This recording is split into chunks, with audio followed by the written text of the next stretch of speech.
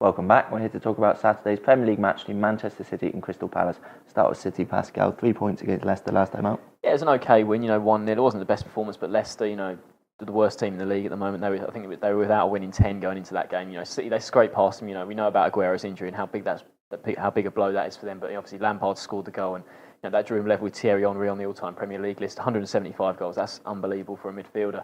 And you just thought once he left Chelsea, you wondered if you ever see him in the Premier League again, whether he'd go and play in Australia. We know he's signed for New York, but that franchise isn't ready yet.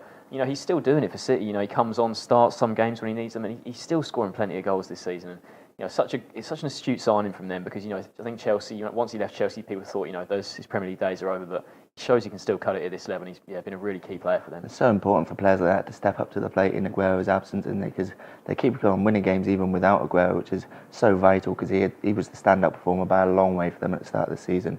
And now 7 games won in a row in all competitions was a superb form, 5 in a row in the league. Seen them cut the gap to Chelsea to 3 points.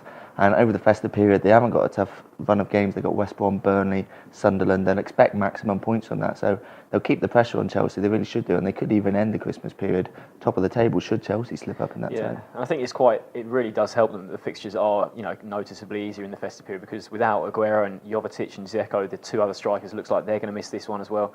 So probably Pozzo will start up front, or maybe he'll try and play like a false striker of some sort. But, without those 3 players up there, you wonder if they've got enough strength in depth up there. Because when they're all fit, then, it's hard to pick maybe 1 or 2 of them to play. But, when none of them are there, you wonder about letting Negredo go on loan into Spain. Obviously, there's no recall clause there, but, he would have been so key at this period if they'd kept him. But, it would have been hard to keep all 4 because all 4 would have felt, I should be starting for this team. And, he might have only started 1 out of the 4 if they'd all stayed. So, quite a tough decision. But, yeah, if Pozzo starts in this one, then, we don't know much about him in the Premier League, whether he's got it yet. So they need goals from people like Lampard, like Toure. I think Silva might be back for this game. Obviously, he came back last week. So if he's still fit for this one, that's a huge key for them because he offers you so much, playmaking-wise. So if he's there, you wonder where the goals might come from, but they need them from midfield, definitely. Yeah, I think Palace will be very glad not to see any of those recognised strikers in the starting 11 because they haven't been in great form at the moment. They're only 1 point off the relegation zone, which is they need to get away from that. They got a decent result against Stoke last time out, 1-1,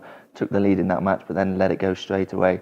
Neil Warnock wouldn't have been happy about that. They need to hold on to leads against teams like that. They might be able to get wins against, but they couldn't do that last weekend, and that might come back to bite them. Definitely, and I think just 1 point above the bottom 3 now, so it's still a precarious position for them, and their away form is worrying. A team like this, they'll always have a better record at Selhurst Park. They like playing there, but it's just 1 away win all season. That was at Everton, and that was a bit of a surprise in itself. So, they need to improve that away form, but the fixtures they do get easier in the festive period, like City. So, they probably, this is a really tough game for them going to the most informed team in the country. I don't think many people expect them to get a win here, but I don't think they'll be too downhearted because they know the fixtures do get easier after this. What's your score prediction for this one? Yes, even without the strikers, City just sort of depleted up front. It's hard to look past them given the great form they're on. So I'm going to go for 3-0 to City. Yeah, I agree with a comfortable City win. I can see Palace getting a goal. No team in the bottom half has scored more than them this season, and Fraser Campbell's got a good record against Man City as well. So I can see them nicking a goal, but I think I'm going to go for 3-1.